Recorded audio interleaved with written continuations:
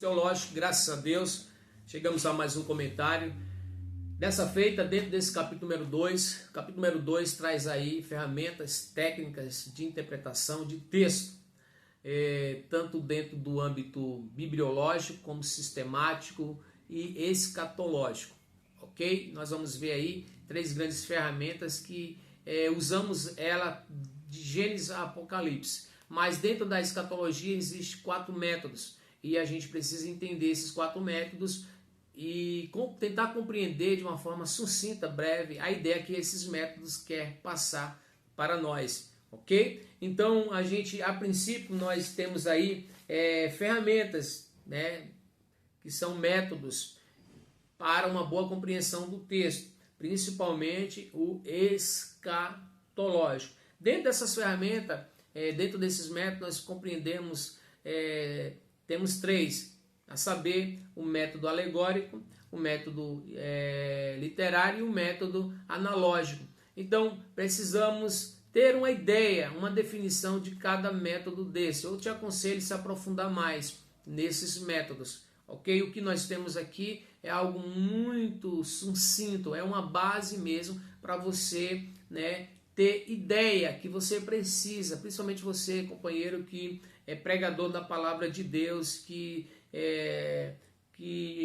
faz sermões, trabalha seus esboços. Você precisa ter uma análise real de um texto e sabendo trabalhar com essas ferramentas, você vai realmente desenvolver melhor o texto que você está lendo. Você vai ter uma análise, você vai fazer análise, vai chegar a uma real interpretação, uma conclusão do texto e vai fazer uma aplicação pessoal para depois fazer uma aplicação geral. Então esses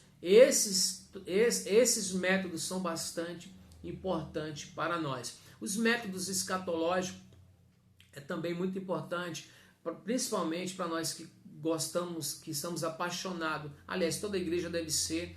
A Bíblia, o próprio livro do Apocalipse, embora seja complexo, de difícil acesso, pela sua linguagem, né, que traz características de gênero literário e alegóricos, simbólicos e, né, dependendo da interpretação, nem acredita num gênero literário, mas só simbólicos e alegórico, e a gente precisa entender isso. Então, lembrando também que Apocalipse não é escatologia é tratado das últimas coisas, é doutrina, ok? Apocalipse é um livro, é revelação, isso está já no primeiro versículo, revelação de Jesus Cristo, que Deus deu ao seu servo para mostrar as coisas que em breve devem acontecer. Então, é da vontade de Deus que nós chegamos a uma compreensão. Mas para chegarmos a essa real compreensão, nós precisamos trabalhar de forma correta, usando as ferramentas certas, ok? Então a gente tem aí o primeiro método, que é o método alegórico, certo? Esse método alegórico é um método que traz figuras, tanto o método alegórico, já o método o analógico trabalha com símbolos, né? A gente vê aí que o Espírito Santo tem muitos símbolos, né, que representam o Espírito Santo. A gente vai ver muitas analogias em todo o contexto bíblico, muitas alegorias, principalmente no Novo Testamento, ali nos Evangelhos, muitas alegorias, parábolas, não é isso? Que dentro do contexto bíblico, mas nós vamos ver também uma literatura tremenda, eu acho que uma boa parte da Bíblia é totalmente literalizada, né? O método é literal, ok? Então, eu aconselho você se especializar mais nesses métodos. Fique tranquilo, tá certo? Você pode até, meu Deus, o pastor está até falando rápido, porque realmente é muito assunto, mas fique em paz, tudo chega no tempo certo. Você vai acabar entendendo que esse estudo, esse assunto, ele diz respeito a toda a palavra de Deus, tá bom? São ferramentas de uso. É você que lê a Bíblia todo dia, então talvez você tenha usado essas ferramentas de uma forma não consciente, né? Talvez você não tenha essa consciência. Você tem essas ferramentas, mas não tem essa consciência. Porém, você precisa saber usar essas ferramentas.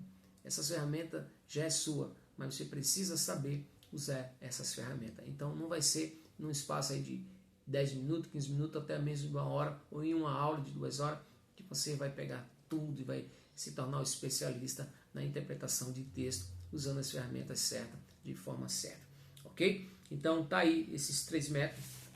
Aí na sequência a gente vai aí para esses 4 métodos dentro da escatologia. Lembrando que os métodos escatológicos é uma coisa, as linhas de interpretações são outras. Nós também temos 4 linhas, ou seja, escola de interpretação, ok? Cada método desse se encaixa em uma escola. E nós temos uma escola de interpretação, e aqui dentro desses 4 métodos, nós vamos entender a ideia dos 4 métodos de interpretação escatologicamente falando. Porém, existe só um que nós nos encaixamos, ok? De igual forma, as linhas de interpretação. Eu vou me limitar às linhas de interpretação, talvez eu toque na nossa aqui, para você ter ciência. Mas por quê? Porque a nossa apostila talvez toque mais para frente. Então, eu preciso me limitar ao assunto que está sendo abordado, tá bom? Então, nós temos aí o primeiro método escatológico, tá certo? Que traz a ideia do preterista. O primeiro método é o preterista. Esse preterista, eles resume toda a profecia num âmbito contemporâneo, ou seja, a época ao início da igreja, a época do início da igreja, tá certo? Aquela época que João recebe a visão, entendeu? Então ele limita, ele deixa tudo no passado. Então, para eles, de acordo com esse método, já se cumpriu, tudo já se cumpriu, tá certo? Tudo já se cumpriu, ok? Então fica com isso aí. Para eles, eles defendem que o Apocalipse já se cumpriu. Eles resumem tudo ao início da igreja. Então o Apocalipse para eles está resumido ao início da igreja. É só um resumo para você ter ideia do que nós estamos tratando. O historicista acredita, que a igreja está vivendo, a igreja já viveu uma boa parte das profecias, inclusive está vivendo a grande tribulação, tá certo? E que uma boa parte, principalmente a segunda vinda do homem, que é Jesus Cristo, vai acontecer, e quando isso acontecer, a igreja, os mortos ressuscitarão, e a igreja será arrebatada e transformada. Isso é dentro dessa visão, desse método historicista. Então, para eles, ou seja, eles defendem que a boa parte já se cumpriu e outra ainda vai se cumprir até a segunda vinda de Jesus Cristo, principalmente a ressurreição e o arrebatamento. Então, para eles aqui, nós já estamos dentro da grande tribulação. Então, tanto no primeiro método, que é o método preterista, como no segundo método historicista, nós que somos protestantes, assembleanos e pentecostais, nós não se encaixamos, ok? O método idealista é o que mais foge da nossa corrente de interpretação, ou seja, da nossa escola de interpretação, que é a pré-milenista dispensacionalista, tá certo? Nós precisamos saber disso. Se alguém te perguntar de que linha de pensamento, qual é a escola de interpretação, dos últimos tempos, escatologicamente, qual é a corrente de interpretação escatologicamente sua, você tem que ter isso em mente. Eu sou pré-milenista dispensacionalista, tá certo? Então, o terceiro método aqui é o idealista. O idealista simbólico. Para eles tudo é símbolo, tá certo? Eles não creem em nada. Eles acreditam que é tudo simbólico, tudo alegórico e chega, ok? Então, essa escola espiritualiza o texto quando eles não deveriam espiritualizar. Eles tiram grandes ideias da Bíblia, mas negam parte da literatura do texto. Isso é muito grave. Eles não concordam, então eles não acreditam em nada. Eles defendem que tudo é símbolo e alegoria e que nada se cumprirá no futuro. Então, acabou. Diferente da primeira, né? A primeira tudo se limitou lá na primeira era da igreja. Essa aqui, pronto, isso nada acontece, é tudo símbolo, tá certo? Esse último método é o futurístico. Nós não nos encaixamos nem no primeiro, nem no segundo, nem no terceiro. Mas esse último método, claro, é o que nós nos encaixamos, que é o futurístico, tá certo? Ele foi muito propagado, né,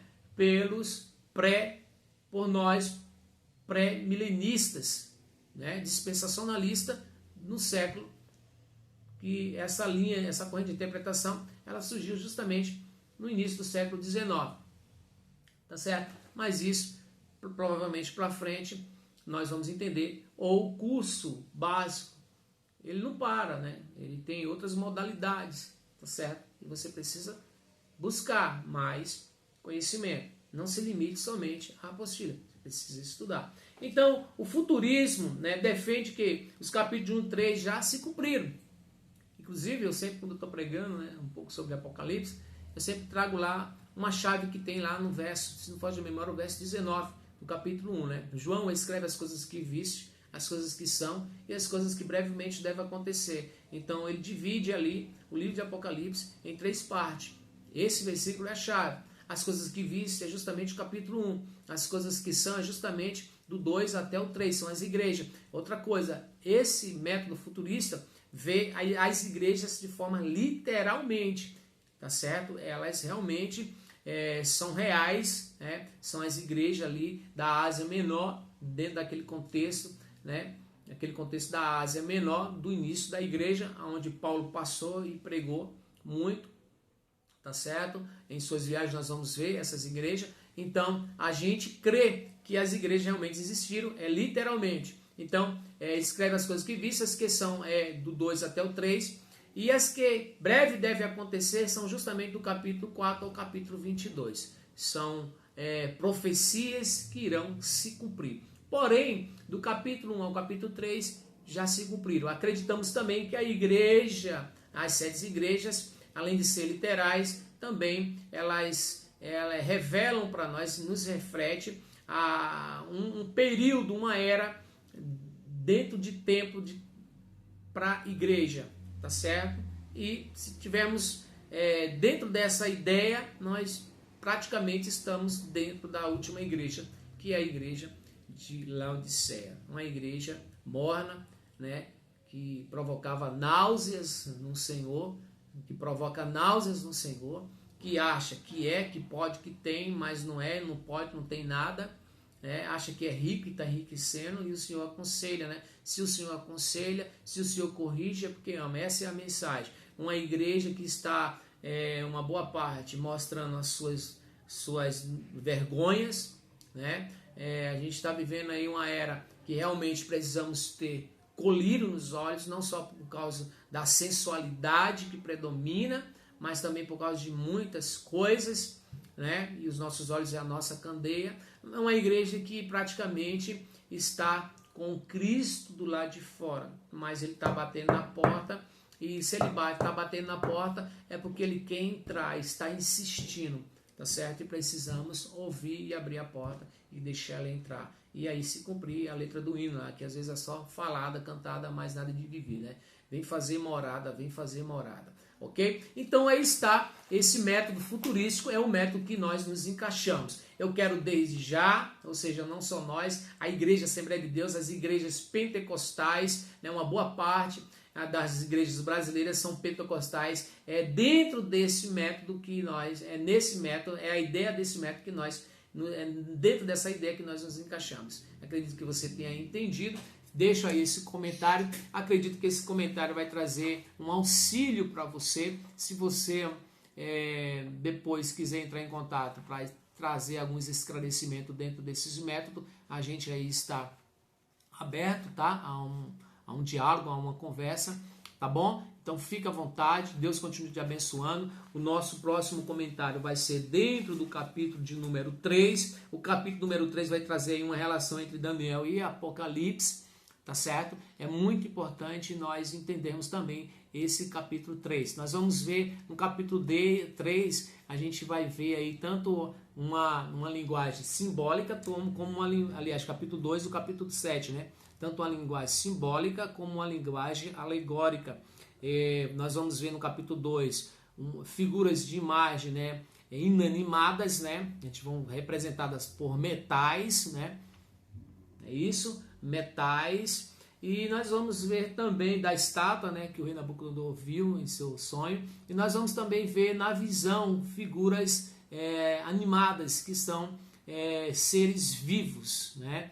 A figura inanimada são seres que não têm vidas próprias. Então é muito, muito interessante você entender esses métodos que nós usamos para interpretar determinados textos. Nós precisamos saber o que é alegórico, o que é simbólico, o que é literário. Tem aqui algo que eu coloquei aqui que a gente fala assim: nunca fale algo que é literal, né, interpretando de uma forma, de uma linguagem simbólica, tá certo? Ou algo que é simbólico interpretando por uma linguagem literal, sem que fique muito claro para as pessoas que estão. Então eu não posso literalizar o que é simbólico, nem simbolizar o que é alegórico, tá certo? Aliás, literário. Ok? Eu preciso, assim como o texto literal traz sentidos real, claro, concreto, eu preciso também, dentro de um texto figurado, simbólico, dar sentido às figuras e dar sentido também os símbolos. Ok? Quando eu prego falando sobre símbolos, vamos lá, o símbolo do Espírito Santo, eu tenho que trazer razão aos símbolos. Quando eu falo do Salmo 23, o Senhor é meu pastor, eu preciso trazer uma explicação. O Senhor é o meu pastor. Mas fica claro que ele coloca o Senhor na pessoa, na figura do pastor. E aí ele traz qualidades de Deus, o cuidado de Deus, o amor de Deus pela sua ovelha. E ele coloca, né, se o Senhor é o meu pastor, nós somos as ovelhas. Né? Jesus disse: eu sou a porta. Não é que Jesus é a porta de um estábulo, de um qual, não, nada disso, mas uma porta que o sentido é alegórico. Então nós precisamos entender esses métodos, né, que são ferramentas para o uso de interpretação do texto. Deus abençoe e até o próximo comentário, que será uma relação, que trará aí uma relação, não é isso? Uma relação entre Daniel e Apocalipse. Pai do Senhor.